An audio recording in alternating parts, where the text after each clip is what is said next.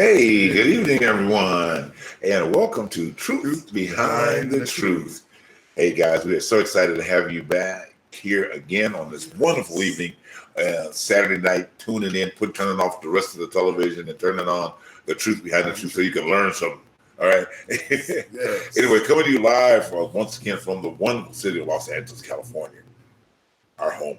Yes. Our place, Yes. I love it out here. It's been hot out here, guys. Yes, it has. It has been hot out the here. Fire been burning too. Yeah, that's the sad part. Yeah, that's the sad part about it. It's so dry out here. It is. That anything that falls out the sky like lightning the other day can cause a fear of fire. So yeah, exactly.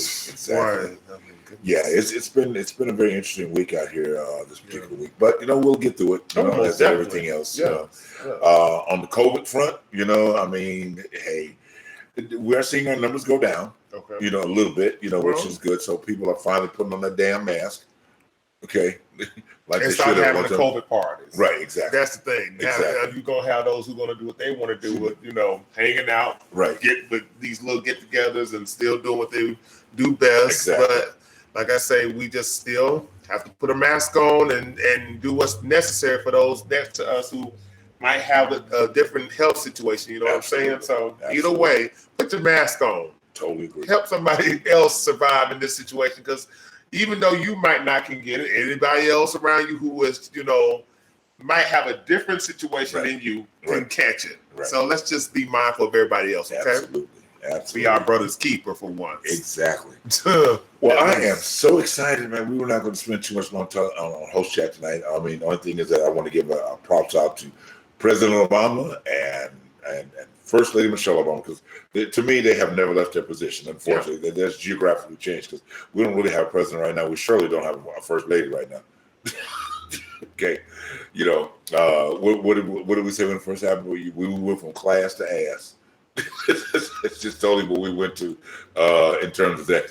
It just seemed like we went further and further into other situations with that. Yeah. But like I say, if you don't vote, yes, that could be, we could have another 4 years of class to ass. Right, exactly. Exactly. Another 4 years which of would it. be simply horrible at this point. Simply Yeah. horrible. So don't want to see that happen. But we're going to go ahead and get on into this evening. As we told you guys last week, we're bringing our my wonderful buddies, two of Atlanta's greatest acting coaches that are out there, guys. Mm-hmm. I mean, if you guys are not trying to employ these guys to help you perfect your craft as actors, shame on you, okay? Because they can bring the best out of anybody at any time. And as an actor, you need to be that brought out of you, in developing your characters and whatever. So I'm excited to have her back on the show tonight, because it's a part of the actor symposium that we're starting. Yes. And we started, I should say. And this is just giving you, as actors, public speakers, or those that the novice are wanting to get involved or whatever, but giving you great essence, okay, to what to pursue, as well as different levels of theory, which we're going to talk about tonight. And our subject has been unmasking the mask of acting, okay? So we're going to unmask some things tonight. We're going to pull out some things. You're going to get a little bit uncomfortable, because we're going to challenge you, okay? That's our point, to be able to do that. But you got the best team here, really, to give you guidance on where you need to go and to develop your acting skills. All right. Well, let me just go and bring them on, my buddies. Yeah. All right. From the ATL, or some people call it Atlanta. Atlanta. All right. Well, we want to welcome our team, guys, and we're going to talk, and we're going to have a good time tonight. We're going to bring on Coach Earth and Coach Wes Lee of Paper Coaches in Atlanta. Yes.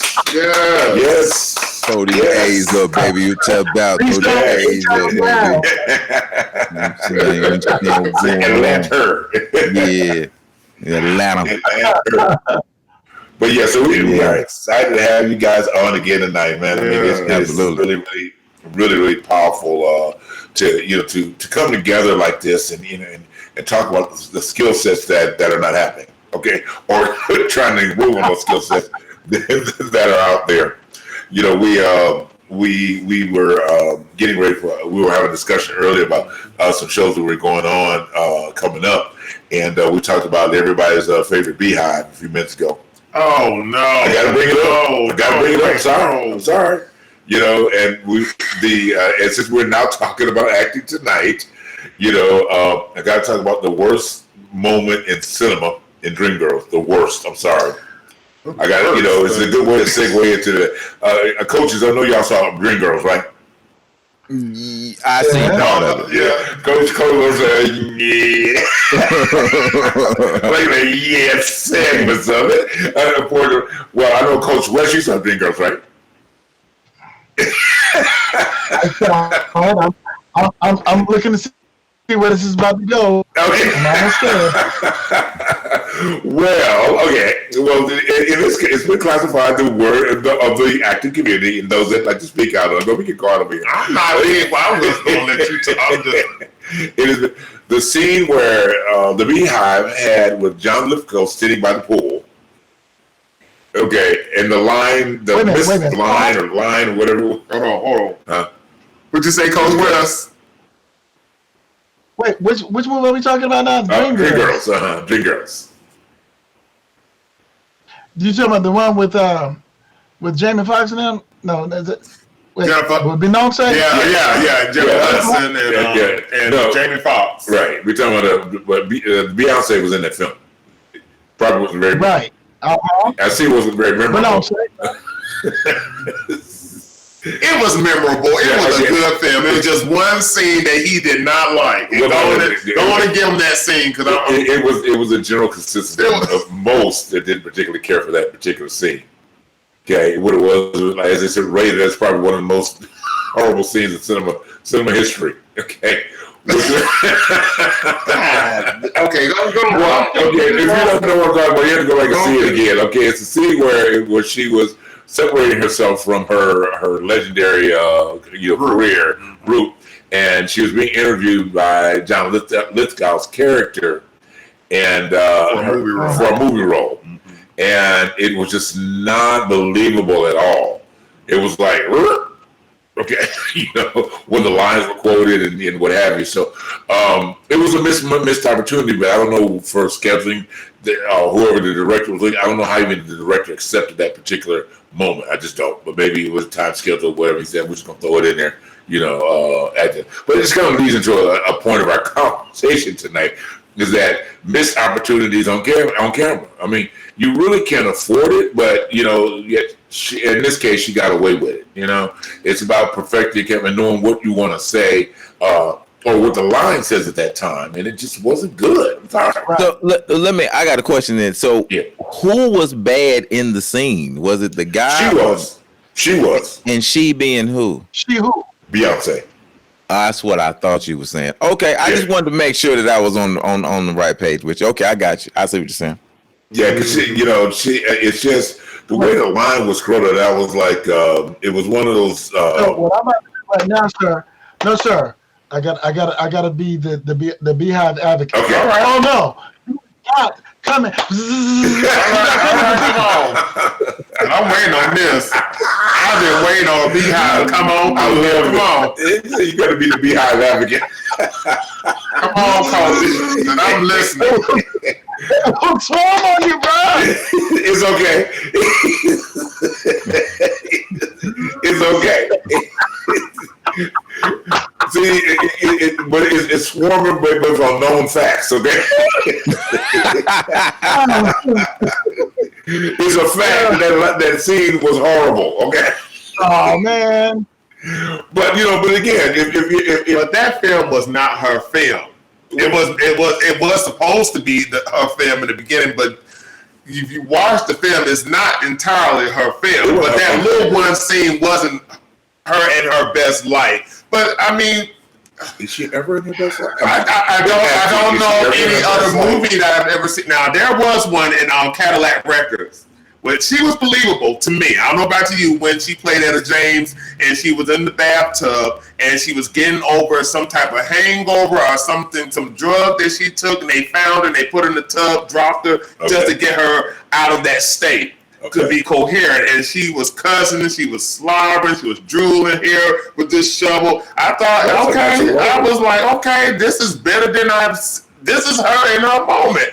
I thought in that moment she was really portraying a drug stated singer was, who took something and she felt like I'm not coherent. I need to be, I felt like she might have went to Lady Sings the Blues and probably got some inspiration. Now that's just me. Because I thought about you that. are good. I thought about that one scene when Donna Ross was sitting in that room and you had Billy D come up behind her and she was, yeah. I was doing the head back. I thought, well, she might have got some inspiration somewhere from that tub scene because that was on point. I said she really did some homework for that scene. Well, okay, I'm like, go ahead, Beyonce. Well, all right, good girl, no credit. All right, I mean, I was tainted from the Fighting Temptations, and the sting has never changed. Wait a minute. Wait. Before we get off that, now let's talk about the move with Idris Elba. Now, I thought you talking about Fighting Temptations. Now, what did you think about the move with Idris Elba? To me, it's just not believable. And that's what's going to be, and that kind of would be a good segue to lead into our theories tonight. It's just not believable. I mean, there are people that can quote lines, you know what I'm saying, and do things in the moment, I guess it was, but it really wasn't believable. I mean, even the anger part with Idris was not believable. Now, rate this. Do you think Kevin Costner and Whitney Houston had a better film chemistry than Beyonce and Idris Elba? Oh my God, yes. And then even in that, even in The Bodyguard, you could sense there are areas that Whitney was not comfortable as an actor. Okay, you could sense that, but it was the chemistry worked so well that you kind of look past her flaws. All right, in the process. Of so I think you have a problem with Beyonce. Me? Oh no! How'd you get that? Y'all keep going, Coach. Go. How'd you get that idea? You're able to forgive Whitney, God bless the dead, and her situations of unbelievability, but like you're saying that Beyonce was just horrible.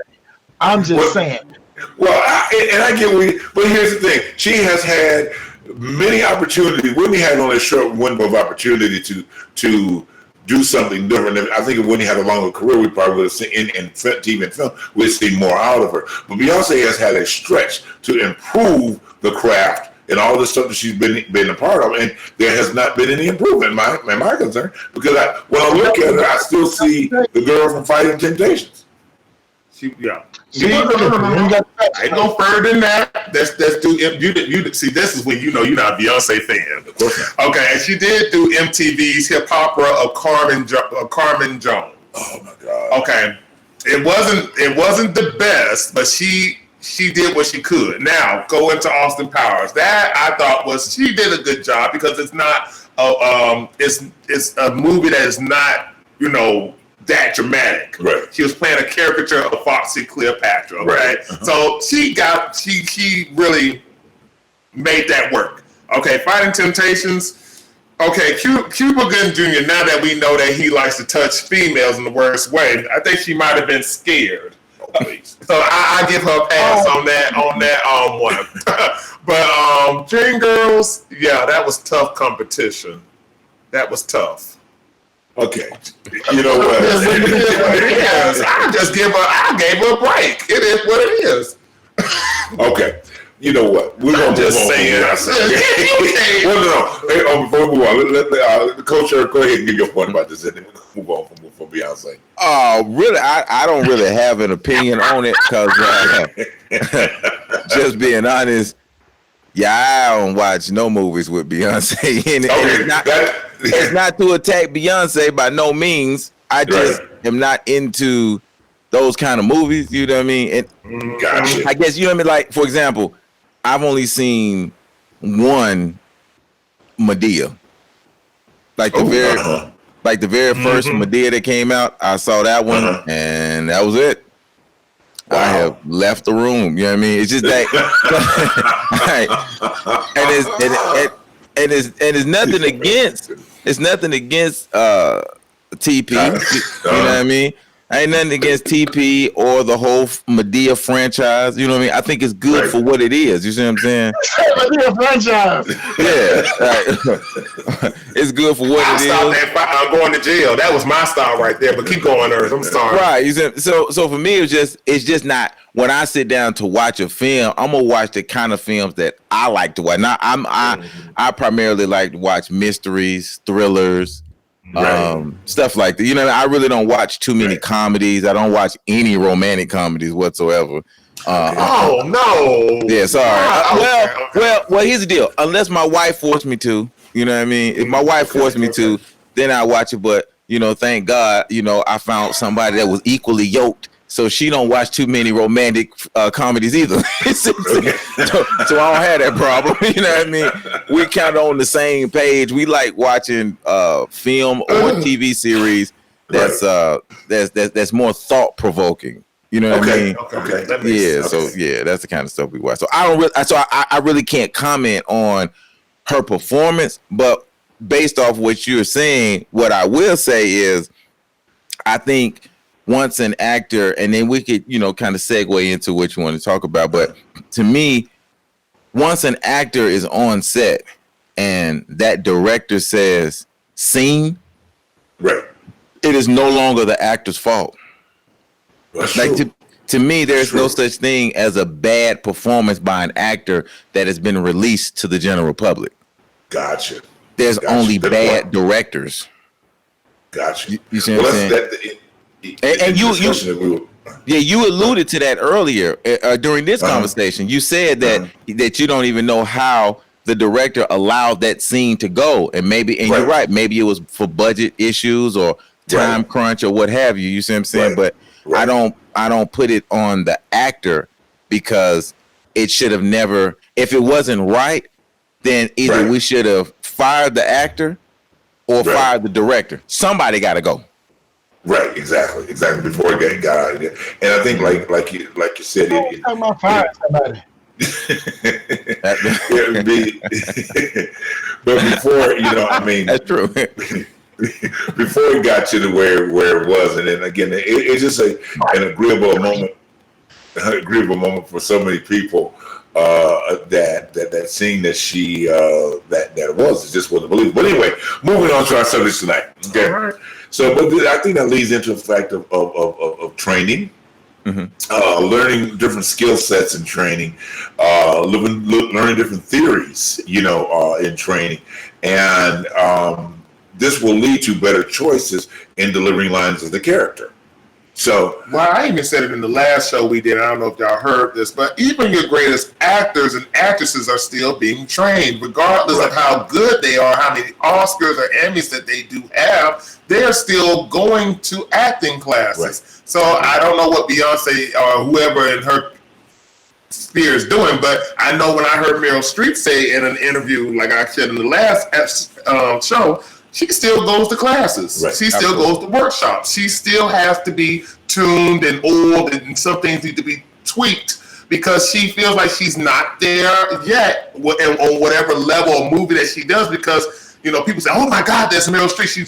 She can do any type of dialect, any type of movie. She's always at her best, but she has said to herself, I need work too. So if you believe that, if I need work, you need work, regardless of how good you think you are, how good you might think people might perceive you. You still need to be tweaked and all behind closed doors or in whatever class that you need to go to. So here's the thing. I know you had a point to make.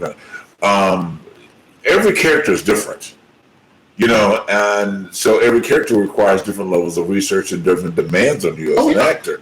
So that goes into the point of having further coaching in order to help you develop that character into, to bring it into life and screen. But go ahead, Earth. I know you want to say something. Oh no, I wasn't about to say anything. Oh, okay. So anyway, but let's talk about some theory. Wes, what theory is your greatest passion for you? What do you like most about certain? What is your favorite theory to pull from in your training? Is that me? Yes.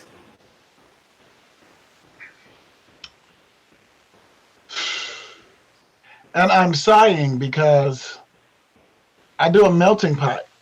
It really depends on the character and what needs to happen in order for me to get there.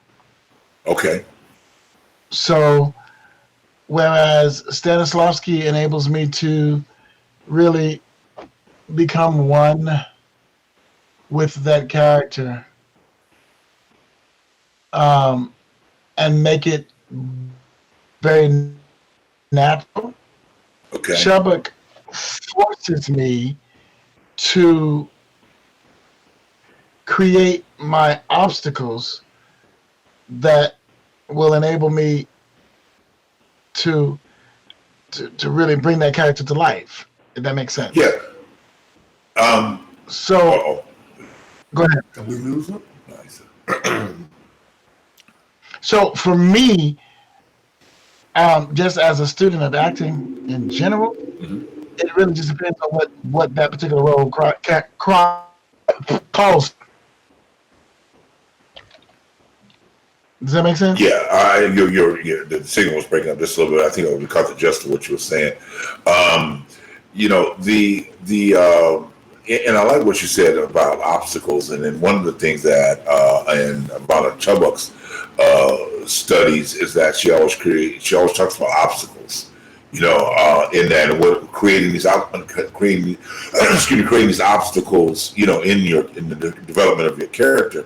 One of the things I think, Earth, you taught about at Ava Coaches was about the ideal obstacles and what they can be it the obstacle of creating a cell phone in your character or in your scene or whatever, and sometimes that helps people remember their lines better to create that what am I trying to say, that prop as a great point to focus in on creating their obstacles through a prop is what I'm trying to say. I'm getting tongue-tied on what I'm saying. But you feel what I'm saying here, Earth? Mm-hmm. Can you elaborate? Because you have a great way of explaining obstacles, in theory, in your delivery. I like the way you explained it. Well, okay, so to me, and so all right, so I'm gonna go back one way so I can come back another. Okay. Right. All right. So for me, my best theory, actor, philosopher, or whatever. My method, I definitely prefer Stanislavski. Okay. Right. Without a doubt. It's Stanislavski. Number one. You know what I mean? The objective or the object way of doing things like Chubbuck. I like the way she does the objectives because it gives you a compartmentalized way to approach a scene.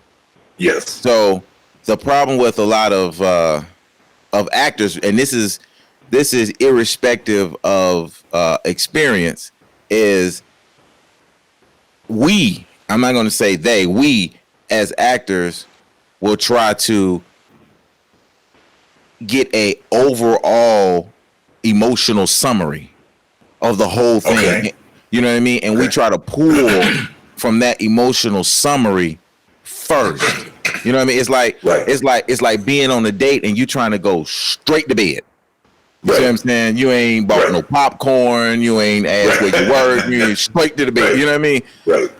Whereas what the objective format does is logically forces you to take a emotional ride that leads logically to the end result, which is the overall scene objective. And she breaks that down to what from your minor objectives, your major objectives, your overall scene objective. Right. Then you got your you could, I've seen people even break it down further from not only your scene objective but your part objective, and then the entire film objective or theater play objective. You see what I'm saying? And so each objective should match, should lead you logically from one to the other. It's like if I pick up the phone and I say hello, you shouldn't have to look at your script to say hello back.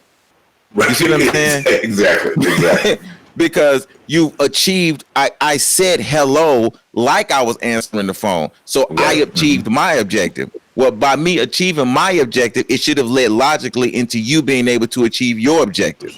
Exactly. You see what I'm saying? And so if we approach each objective and and that's another thing I like about her. She's about aggressively going after your objective. If you aggressively go after your objective and the other person will go objectively after their objective, then it will create an artificial but natural scene. Gotcha. You know, one person, and I want you to keep talking about the theory. One person that most people don't realize is that how he is effectively, whether you consider him a great actor, moderate actor, or whatever the case may be, is Will Smith. Will Smith has some of probably one of the greater disciplines as an actor that has been known. I said it is that he takes the time when he reads the script. He knows everybody's line. That was so, and most people don't learn everybody's line. They just learn their line and know how to respond. Respond back with a line.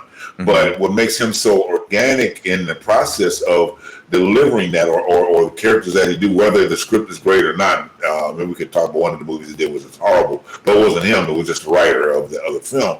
But so that with those disciplines that he has is that he is so into the character that he almost says the other person's line before they say it, because he knows their line better than they do a lot of time, because he has studied the script entirely versus doing just his segment or just his part. But now I tell you, that's not a good thing, though. You know what I mean? Because more important than you knowing your lines, it is important for you to listen for lines. You see what I'm saying? So I should never step over another person's lines. You see what I'm saying? Never, because I should know my lines so well that I don't think about my lines. Like you're really in the mix when you can be in a scene and you spend the whole time listening to everybody else. Right. You see what I'm saying? It should be like you're watching a TV show from the inside of the TV show. Right. Exactly. Well, I think that and not maybe I explained it kind of the wrong way, the way, and his theory behind it. What he does in that, and because I think he's talked about it in some interviews, why he does that, it helps him develop his character.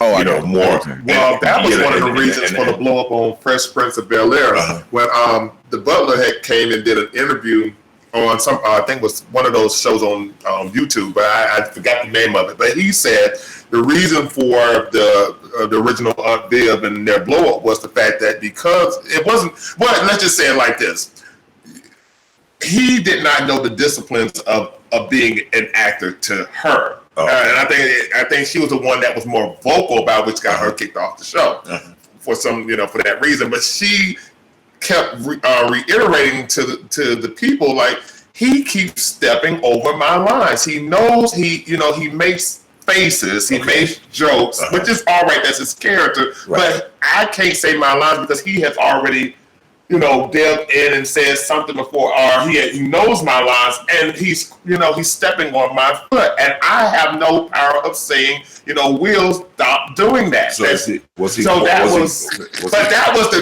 the reason for almost the blow up, because she kept saying, well, he's not really an actor because he doesn't have the discipline of a stage actor. And on top of that, why that was her situation with that. That's what you said that what Will does. And I think the butler mentioned it and said that was everybody's issue with Will, was the fact that his discipline from the very beginning was way off. But yes, he had to change that up because I think Avery, thank God for Uncle Phil, put him to the side and say, listen, man, this is what you're going to do. You got to stop that. And, take that practice, that principle, but just switch it up, tweak it a little bit, because what's going to happen is people are going to feel offended. Yeah, that person's lines, but you don't need to just, Well, a lot of that goes into and I know I'm going to have a point to make, but then set etiquette has to be. That was one of the major part of that, because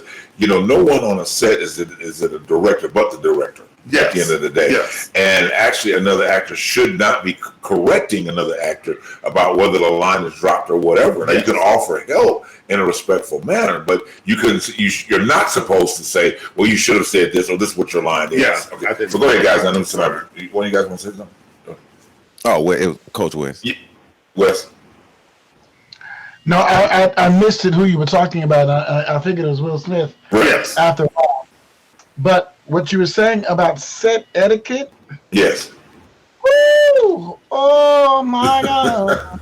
That's so important because that is missing in so many spaces. Yes. Oftentimes, people they cross all kinds of lines. Right.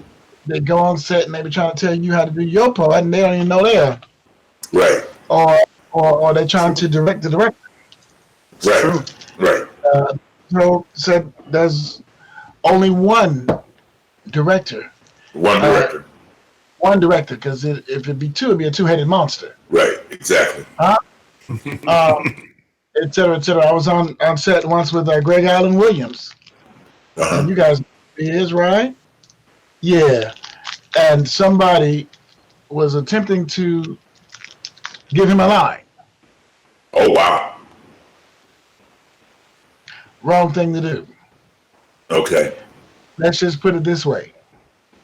That gentleman will probably never do that again. Gotcha. Because Greg placed him. That's the term I like to use. Instead of saying put him in place, he placed him. Wow. You know, I witnessed that on a major set, you know, some years ago. And, you know, again, as we're talking, it's funny, we're going into set etiquette, just briefly on set etiquette. But, you know, sometimes these high-profile actors lack the set etiquette in terms of who they're because they think they dominate the set, yada, yada, yada. Well, for the sake of our conversation, I'll bring the person out. And I was really surprised that, number one, this person didn't properly know their lines, and they had a debate with the director for giving them the proper source of their lines. Okay? You'll be surprised, I'll tell you who it is. This actor is one of the, quote unquote, by the popular standard, one of the greatest actors ever, okay, are out there, all right? Now, some people debate it until the level of acting that they do. However, but I was really amazed to sit back and watch this particular actor have trouble with their lines. And the line was not a very huge line that they had to, you know, bring back, but it just wasn't believable. Okay? It was Tom Cruise. I was surprised, you know what I'm saying?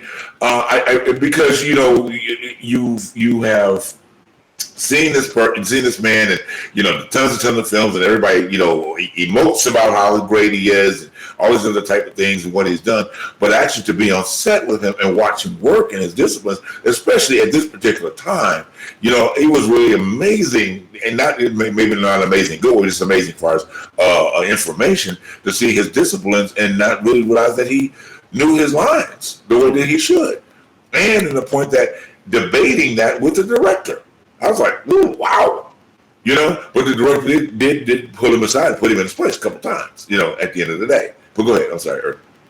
Well, I was gonna say this. Well, one, I don't know what happened in that situation. I mean, clearly it wasn't working if the director had to pull him to the side and straighten him out. So it clearly wasn't working. But you know, I know we talking about methods and techniques and stuff like that. So I'll tell you, one time, well, not one time, it's been a couple times that what I have done on set is, and I'm not saying that it's the right way to do things, but I like to experiment. You know what I mean? Okay.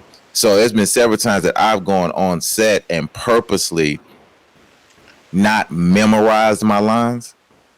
But yeah, I purposely not memorized my lines, but I made sure that I understood the context of the scenes and the overall emotion of the scene. But I purposely didn't memorize the lines so that when I got on set, now here's the deal. I had my script with me. So it's like I left the script at home. You know what I'm saying? So I had my script. But when it was time it forced me to have to listen even more intensely because I didn't know my line. So I when I was listening to what you were saying, I really was listening in real life. You see what I'm saying? Okay. Because I really don't know what you're saying. But what I found, and I found this out through by accident, that if I don't know the lines, and I will put it down, because at the time, what happened with me, at the time, my coach, I didn't know the lines in practice, and my coach was like, just put the script down. Because I had just got the script, and my coach was like, put the script down. So I put the script down, and we started going, and I was naturally saying it.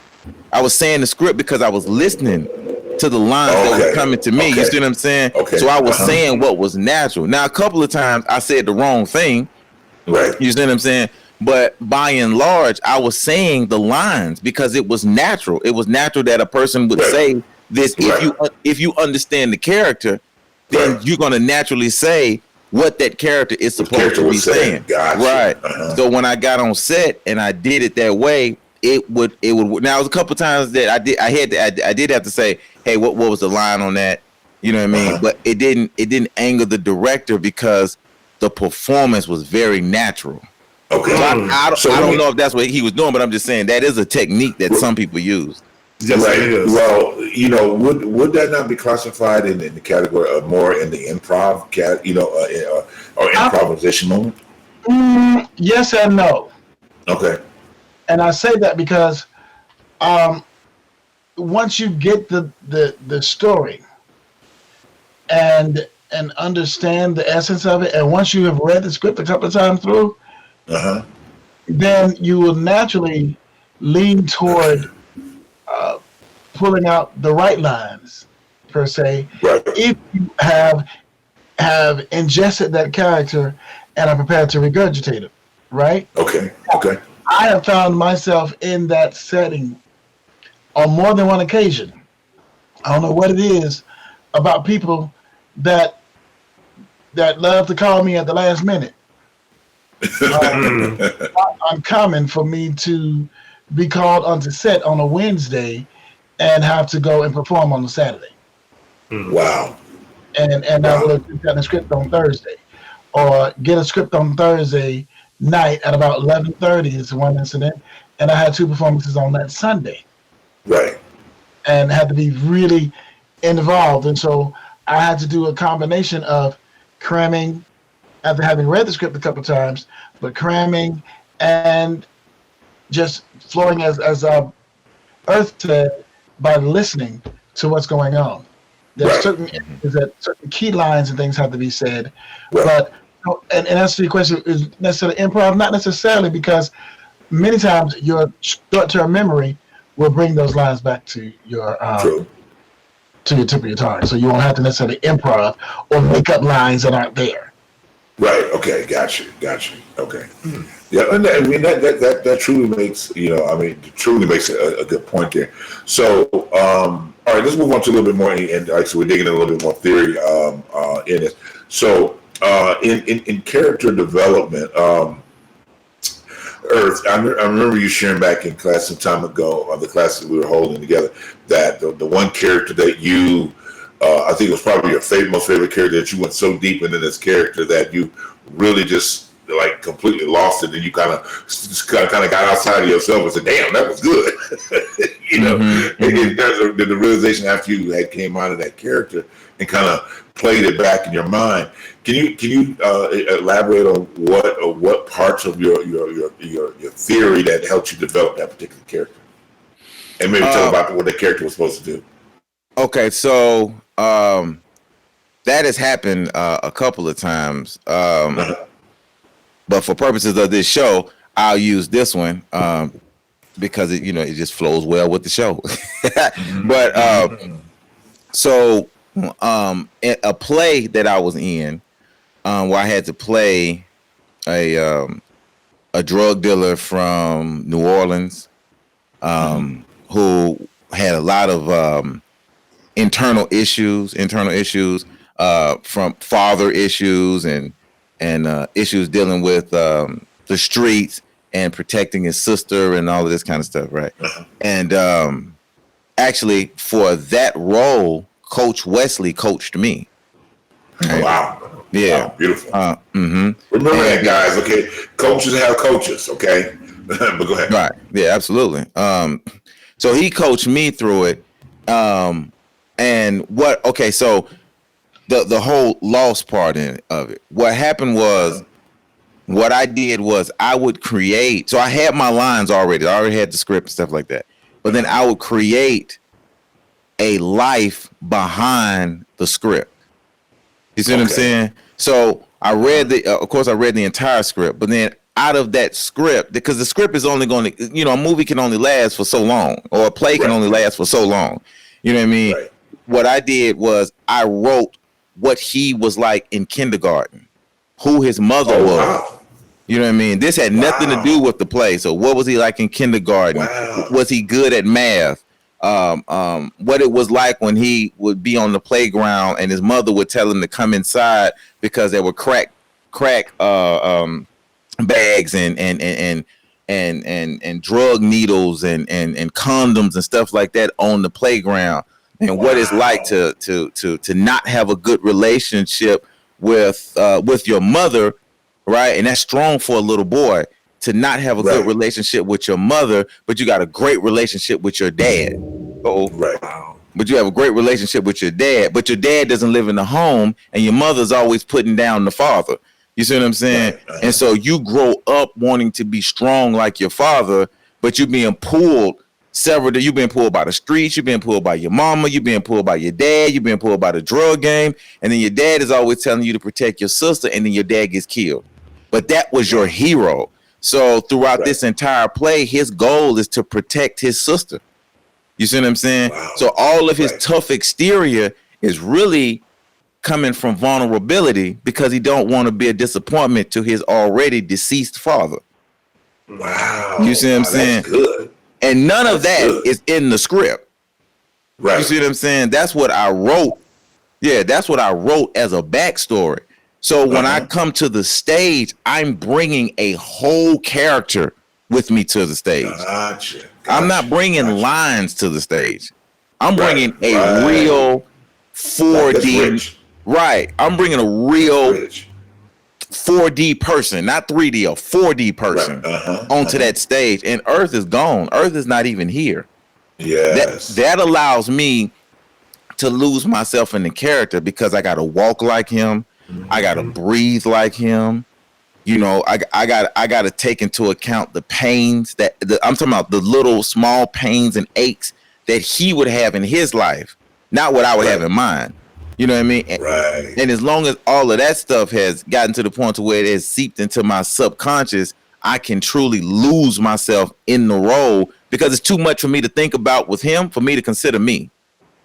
Yes. Did that make sense? Yes. Mm-hmm. Yes, absolutely. Absolutely. And if I may add on to that, ladies and gentlemen, is what's called the work. Yes. Did you? I don't know if you really paid attention to the depth of his creation. Yeah. The backstory is talk to your director, your writer, find out what it is about that character that you're portraying. All auxiliary things you can find out: where they go to school, where were they born, was it a cold climate, was it a hot climate, were they country, whether is a mixed race around them, was it just one set race, was it high end or was it low end, was it middle class, what all of those different things are required in order for you to do as Earth just very elaborately and very nicely articulated, be bringing that fourth dimensional person on stage or in front of the camera. When you lose yourself like that to that degree, then that is what the people pay the big bucks to see. Right. True. Exactly. You know what I'm saying? They don't want to see you. They want to see the person that has been written. Exactly. So let me ask you this: so losing. Okay, explain to our audience about, and maybe each one of us can take this as a point about losing yourself into a character. what preparation? I know we talked about backstory and that, but what is the mental and the physical things that you take on when you lose yourself into a character? If I can, I'll start. Go ahead. Okay. I am tomorrow going to be filming a film about a man who has a very loving relationship with his wife and kids. And then as time progresses, my wife has developed Alzheimer's. Wow. It's causing her to forget us one at a time. Okay. So what I have done to prepare for this particular character is I have had real life situations with folk with Alzheimer's very close to me. And so I tapped into that place. My mother-in-law, she just passed a couple months ago, but she was subjected to that dreaded disease. Okay. And so what I had to do was go there and understand how I felt when dialoguing with her, how my wife felt when she was talking to Mama, and Mama would be there one day and then she'll start talking about stuff that happened years ago. And she could recall detail by detail the things that happened years ago, but can't remember who she's talking to. Right. Wow. So having to relive those emotions that are very real, right, are helping me to develop that character. Then the love part for the woman of my youth, my wife of my youth, I think about my own personal relationship right now that I have. Okay. You know, that's my rib sandwich. You know what I mean? I love that woman with every part of my being, right? And so I can just imagine what that would be like. Okay. Gotcha. Would remove herself from the consciousness that she is now, very smart, sharp, on point, everything on top of everything, blah, blah, blah, boom, boom, boom. And then all of a sudden it's not there anymore. Then what? Now the woman who I could rely upon, I can call and she got my back. Now I've got to give up everything and support her. So in order for me personally, I just pulled on some of my life's experiences. Gotcha. And those emotions that tapped into those places where this will take us. Also, there is a segment where the police are involved, and I am subjected to a very serious Black Lives Matter moment. Okay. And so that's very easy to tap into what's happening around. Okay.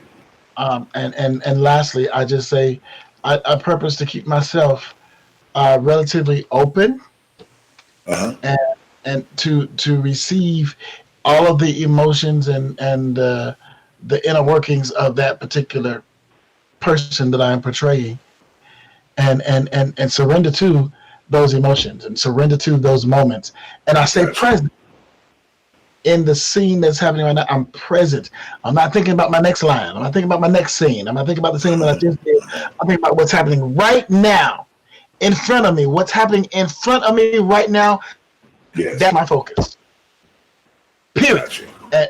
And anything else is irrelevant. Because where are we right now? We're right now in this scene, in this moment, in this time.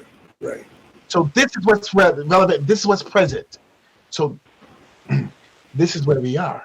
Yes. Right. So I'm not thinking about what's going to happen in 5 minutes. What someone so is going to say. What so that's irrelevant right now. So be present after you have already developed who that person is, based upon the experiences that they've shared. Whew. Okay, that's right. Go ahead, Earth. Yeah. Well, what I do is slap a bitch. You feel me? That's how I warm up. That's how I stay in the scene. You know what I mean? I'm from Atlanta, shouted. I just slap a bitch. You know what I'm talking about?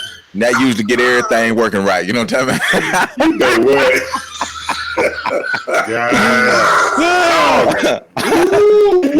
Okay. All right. I just go, Wow. I had to throw that in there because you know when we when we start going, you know, some people can be like, "Oh God, this is just overwhelming." You know what I'm saying? Because it is very deep. You know what I mean? Right. It is. It's very deep, and actors have to understand that. Like Coach said a minute ago, this is the work.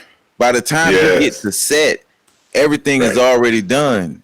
It's easy to be a cowboy on set because you got the horse out here, you got the old time ranch, you know, everybody walking around with boots and spurs and shit on. Right. You know what I mean? It's easy to put yourself in that moment, but when you at home on your couch, have all of that.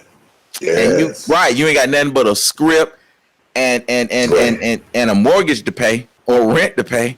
You feel me? You got all that combining. You see what I'm saying? So what we're saying is, I can't remember who said it, but there was a great philosopher that said the hardest thing about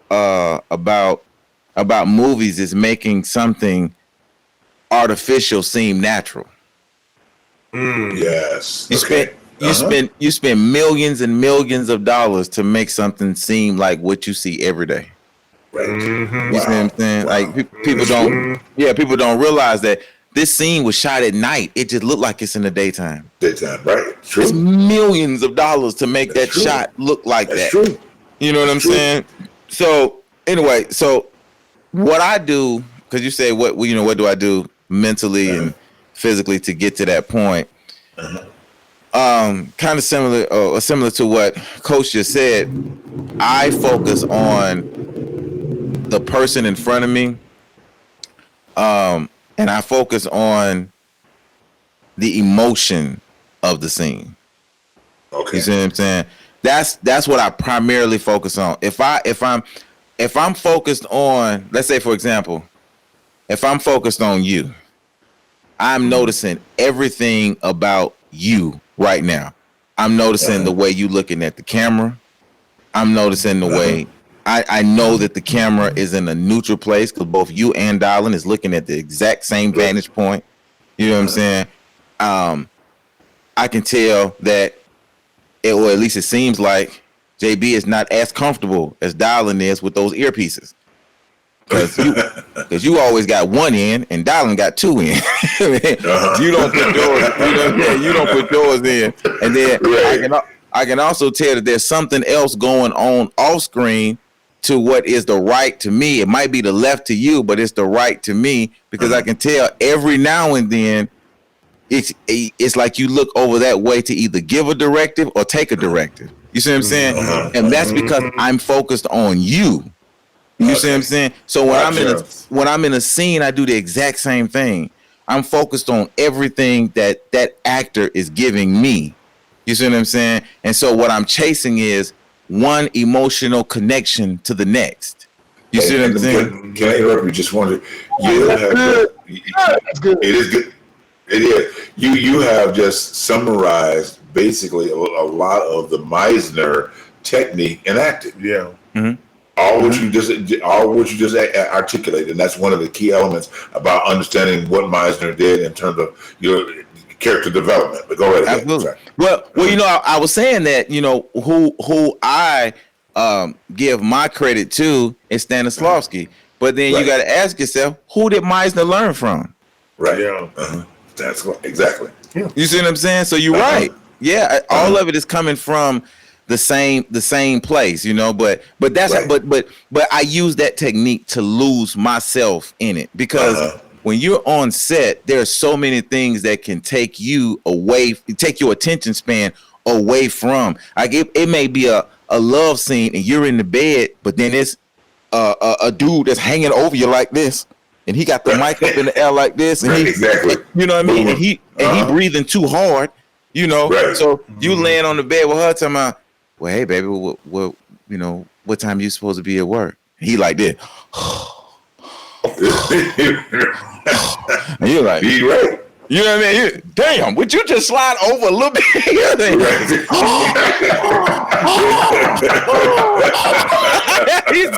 But that's how it go. Or they got the lights too bright. That's true. You feel me? Or reflectors. I mean, sometimes in that particular scene, they've got a reflector that's actually right there in the bed with you. Right now, I'm gonna tell you the thing that was a film that I was in, and in this particular film, I always got to have my shirt off. It no matter what the scene called for, my shirt off every time. Every time, it don't matter what's going on, my shirt is off. It's cold outside. I'm talking about it's cold outside. And every time I got to come out there, and I remember one time one of the girls was like, "Oh, we got to figure out a way to bring your nipple down." It's cold. Wow, it's cold. It's cold. What you want me to do? Like, it is cold out here. You know what I'm saying? So what we had to do is I got to go back in, and you know those heaters that you put on your back and then wrap around, for you know what I'm talking about, to heat up your back or something. We had to get one of them and put it around my chest with a hoodie on, so my arms would stay warm, but then specifically my chest would be hot. So that way, when it's time for me to go on the scene, I could take all that off, and it wasn't no chill bumps, and my nipple wasn't hard, and all that. And then I got to go on the set and then pretend like it's just a sunny day, and I'm just chilling out here on the block. You know what I mean? It's cold as hell out here. Right. You see what I'm saying? That's one thing the audience don't care to see. They don't see that type of preparation. They don't understand it. Like, well, y'all haven't made, but it's those moments that people that like. Damn, y'all go through all of that, and like people see, like you say, it was cold that day. To the audience, it might have been a sunny day. It might be. I don't know. I haven't seen the scene, but it might have been during the summer. But that day might have been so cold that you made it believable that we were out here in the sun. It was hot out there, but it's cold as hell when we. Most swimsuit scenes are done in the cold. It always is done in the cold, and most winter scenes are done in the heat. Why that is, I don't know, but it just for whatever purpose. Go ahead, wait a minute, go ahead. Yeah. Well, yeah. So anyway, so that's to get myself into a scene. That's what I do. I chase the emotion, and I listen really, really, really, really deep. Like I'm looking when I say I'm listening deep, I'm not just listening to the words you're saying. I'm listening to how you say it. I'm listening to the way your eyes move. I'm looking at what they call micro expressions. You mean I'm looking at that because that's what we do in real life. Like if it's someone you love and you say, how you doing? They say, fine. And then you say, no, you're not. What's wrong? Nothing. What's wrong? Nothing. Something wrong with you. Why don't you just tell me what it is? Why you keep saying nothing? Because I don't want to talk about it right now. Why you don't want to talk about it right now? Because I don't want to talk about it right now. All right, fine. Girl, tell me what's wrong with you. You see what I'm saying? All right. And because you know that person, you the one that can get that person to say what they need to say. You see what I'm saying? Whereas the somebody who don't know your mate the way that you know him can say, hey, you doing all right today? And they can say, yeah. And they'd be like, oh, okay, cool. And just walk off because they don't know them the way that you do. Right. But what you are not aware of is what you're noticing is micro expressions. And these things happen within split seconds. That's good. But you pick it up subconsciously, not consciously. Right. And if I may add to that right there, one of the things that I stress is that the fact that you notice all those little micro expressions, as you call it, and even the little things like you notice about Darlin and JB and the mics and the earbuds and something going on their right side, right? Every single thing you do as an actor, every single infinitesimal thing that you can do as an actor matters. That's right. Right now, I know that my eyes are looking directly at you because I'm looking directly at this camera. Right. Now, all the while before then, I've been looking off because I'm looking at myself on my screen. Right. But right now, I'm looking right at this camera. Right. And you can see, feel, and understand everything that I'm doing. Like if my eyes are closed like this, is he praying? Is he thinking? Right. Is he upset?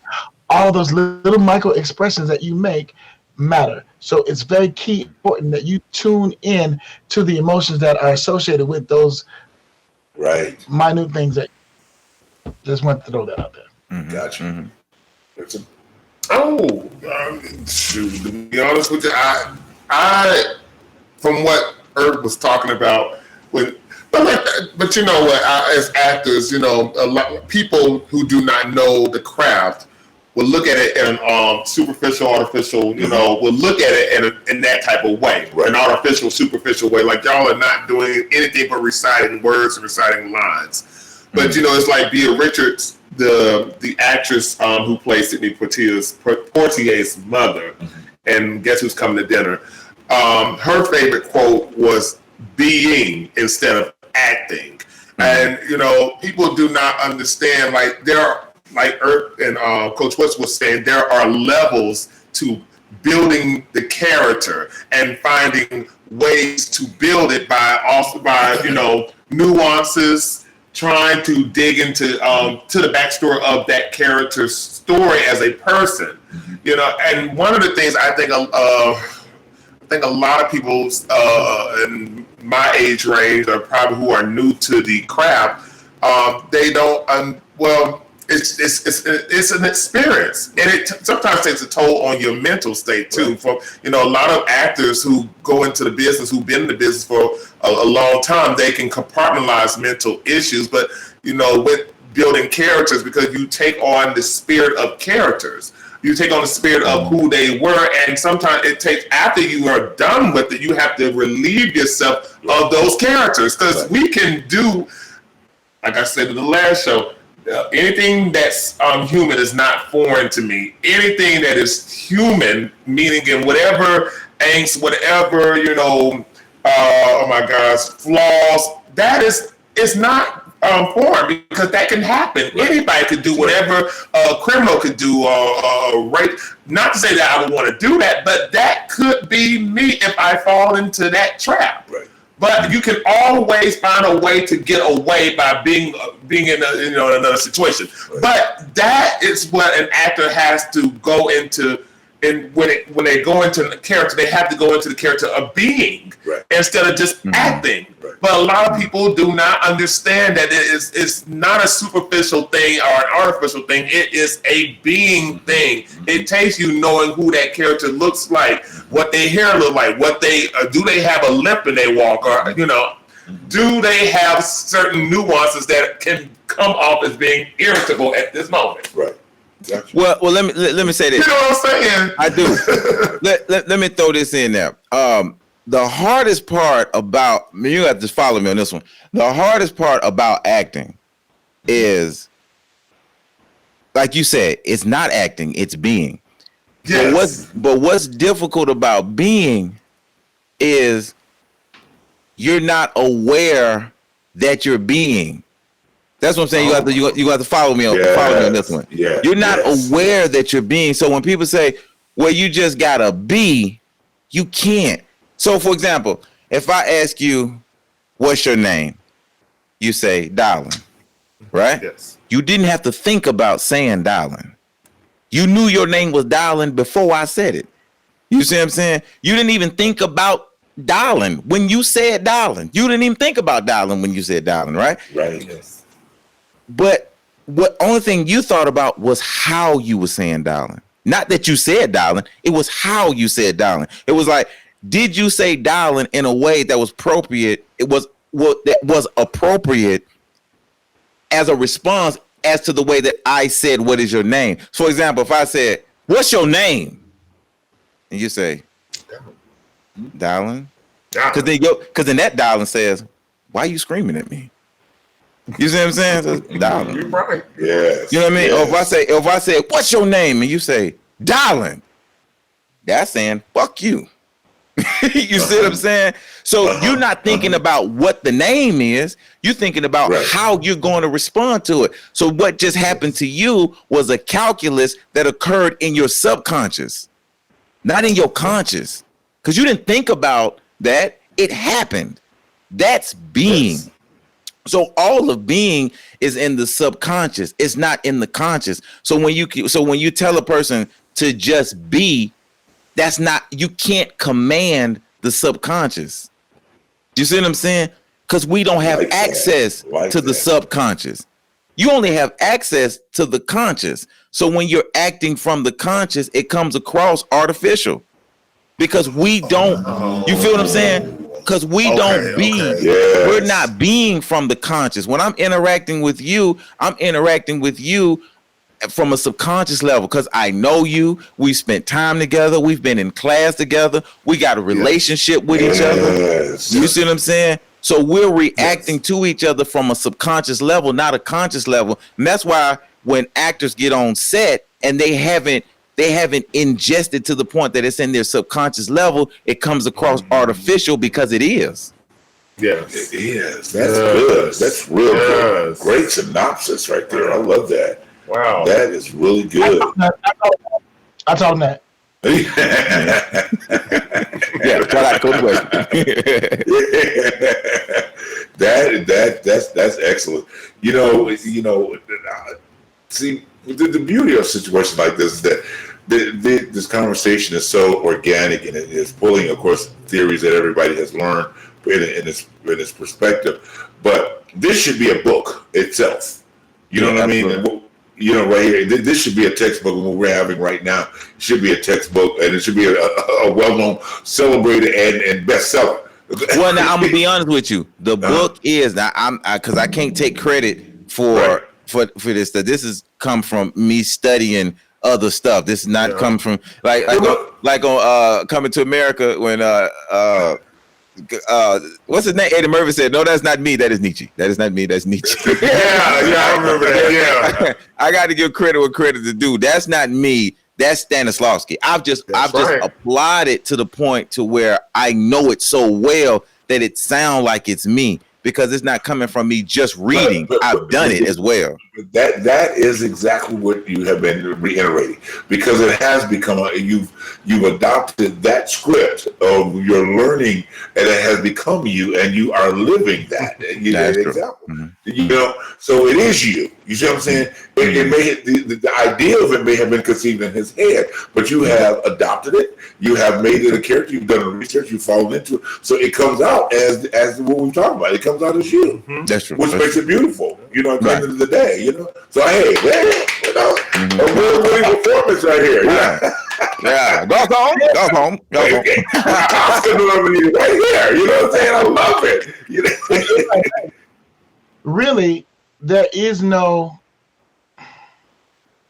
No, I'm not gonna say that. I'll put it to you like this: it still can be a book, because every book that we see, that we've read, that we still read, and so forth and so on, is simply right now, to be honest with you, an adaptation. That's true. Of the Stanislavski method, who technically is the father of. If I may be religious for 2.5 seconds, the Bible, is supposed to be, from the mouth of God, spoken down through generations and generations, and all these different translations of the Bible. Got King James, New King James, Amplified, blah blah blah blah blah. So same thing here. You got Stanislavski, the group theater, and then you got Schubert or Meisner and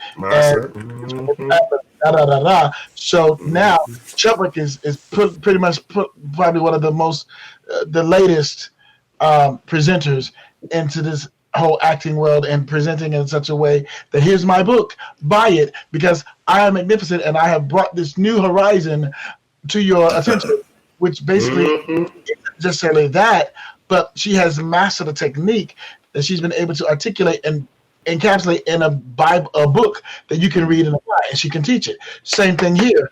You're absolutely right, JB Wanza, that yes, this can be a book, and we can do so, and give the credit to whom it may be due from its initial origin. However, it's the Earth Web version of application, and just like you got all these preachers. Yes, that's right. I'm thinking from about $12. Some folks hate him, while others CD Jakes, and vice versa. You understand what I'm saying, Joel? Name a whole bunch of preachers and whatever, but they're supposed to be preaching from the same book. Right. So I would say, yeah, you may say that it comes from Stanislavski and your understanding. However, what you have just given us, Coach Earth, is your your sermon on the map. That's right. Yes, That's absolutely. right. Beautiful. So well articulated. Receive it. Absolutely, so well articulated. Yes. You know, I here we are again. I hate to bring this to a close because I mean we've been talking about it, and that's one thing that's so deep about the subject and where you can go, and once that window or that moment sets in, you dive into it. You know what I mean? And then all the revelation of that moment just keeps evolving. That's right. And you come up with better theories on top of the theory. That's right. You know what I mean? And it's beautiful. I mean, I get excited about that because I love that. I love the deep organic moments that are there. And I really hope that you actors that have, tuned into this, this moment in time, that you really gravitate from this wealth. Because right now you have gotten multi-million dollars of wealth in this short segment of time that have come from the group of these gentlemen right here. Right. You have. And you could, I mean, you should be paying for it, honestly, at the end of the day. But here's a quote unquote free sermon of acting knowledge that you can apply and probably be able to land some of the best characters, the best roles you never have. At the end of the day. So, hey, Coach, what, hey, man, I appreciate this time. I really do. I really appreciate the knowledge that you guys have poured into the airways, brother. This is again almost. I wish we could do another show like this. You know what I mean? I really do. It's implied. I did set it up for two of us, but maybe we'll figure out throughout the symposium that we will drop another one of these nuggets on them. You know what I'm saying? In the process, it's a few weeks down the road. Because it's really, really vital to where we're going, and again, the private conversations that we've had, about this, that will be made known once we get the whole symposium together. But I'm kind of like lost for words, because it really, I kind of feel like I've been to church. That's right. Because you can walk out church and say, "Dang, that was good." But in this case, I'm gonna say, "Damn, Murph, that was good." That was good.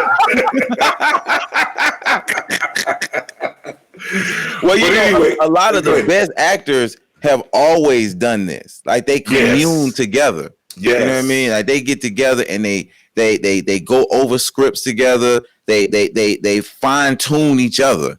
You know what I mean? And that's how you end up really mastering your craft. And that's not just in acting. That's in everything. Like that's coders hang with coders.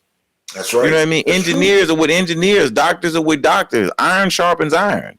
So if you're doing it in a vacuum, you're really doing yourself injustice.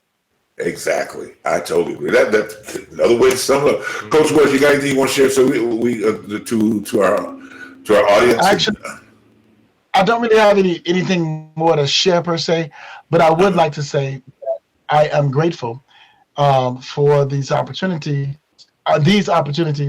to share with the people and let them know the real importance of getting the necessary education, and that this is not just an isolated thing, or that it's not just an instant fly by night. Woo! I'm a star because I was exactly. Because I did one play or one movie or one film. No, we're all works in progress. Yes, it does. Absolutely, yes, it does. Absolutely. And so, like, Coach has not just a coach. Coach has several coaches. I mean, I'm a vocal coach. I have a vocal coach. I'm an acting coach. I have an acting coach. I'm a life coach. I have a life coach. Right. Hello, somebody. Et cetera, et cetera. In all the other areas in which I coach, I have coaches. Absolutely. And so it's very important that we make sure that we maintain a posture of openness to learn and humility. I'm just and humility. And that's not to say that you're lower than anyone else, but that's to say that you realize that what you have at the end of the day, it comes from something greater than you. Wow. Hey, you said a mouthful. You have anything you want to add to? Oh, this I'm telling you, this has been a very encouraging show. Like I've been saying, and like Coach West said, as Earth also said this too, as actors, we must be around each other, to encourage each other, and to get the knowledge that we need. Because if you are by yourself, you're just doing yourself a disservice. But everything everything that happens, doesn't happen overnight. There is a situation where you have to progress and do better, and then it might seem like it's an overnight, since you are an overnight sensation, but you're not. You've been in the workshop tuning and oiling your craft. And I think a lot of people, especially these days, who don't see the people who have to sleep in their cars, don't see the people who go and they have to, take odd jobs, either walking people's dogs or cleaning tables or cleaning homes just to make sure they can get to an audition. Right. People are doing that every day, and they're not making the most money, but they see a dream. Right, absolutely. And the dream is what we are talking about. Right. We are talking about trying to be better actors, bringing the characters, being not only being we talked about being, but just being great. Just standing on the shoulders, are talking about those people who have shoulders that we stand on being great actors. Let's just say it like that. But this show is so needed. It's so needed all around at this time period, where people who are now quarantining as actors. Because I was watching another show where this guy who works as a Broadway actor, he hasn't been working a lot, but he has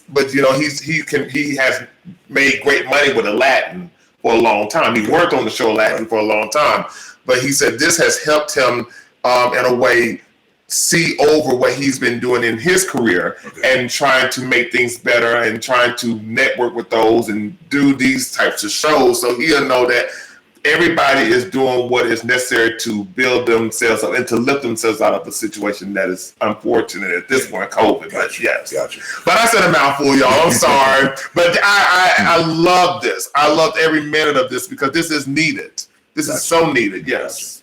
Well, I think that all of you guys have summed it up, and I just will simply say that, this is a time, as we start out the show, that the theme of the show, if you have not unmasked your mask, then something wrong with you. At the end of the day, if you haven't taken this to unmask your mask, something is wrong with you. Yes.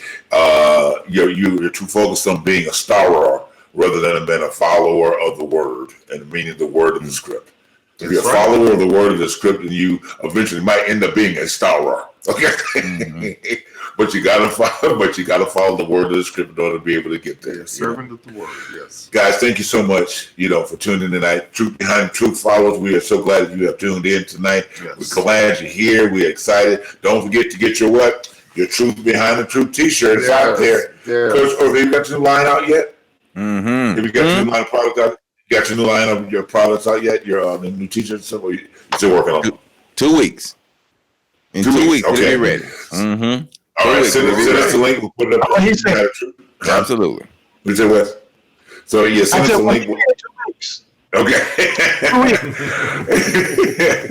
so when you're ready, let me know so we can get it up on the page for you, as well. Okay. To promote it on our end as well. Okay. Yeah. All right. But anyway, so guys, as we said, about the symposium. So this is the second segment of Unmasking Your Mask. Next week we have one of our great actors that's starting our actor interviews. Actor Troy Bland will be with us, and a great. Yes, great interview with Troy. Coming up, and talk about his experiences and where his acting career, where he started, and where he's going with things. And I think he's got a book out as well. So all that great stuff. So we're doing some stuff out here, people. So we're looking for him next week on our show. Next week, guys, we're gonna plug another one of these in probably in maybe about 3 weeks. We'll just plug one in the middle of the symposium as we build, going forward, okay? To keep these people inspired, because when 2021, we want everybody to jump out ready to get some work and book some roles. Yeah. You know what I mean? At least they can look back at the camera and say, look, it was up to Coach Earth, Coach West, Coach JB, and Coach Dylan that I got this role. Oh, and definitely Coach Ish, our our engineer and producer. But anyway, we love you guys. Thanks for tuning in, and we'll see you again next week, same place, same time. Truth Behind Truth, 9 p.m. on Saturday evenings for the East Coast, Central Time, 8 p.m., and on the West Coast, 6 p.m. Y'all have an awesome night, and remember, create a relationship with your creator, and then a love relationship with yourself, and then your love relationship will go out to humanity. Right. And be authentic in everything you do. Yes. Have a great night, guys.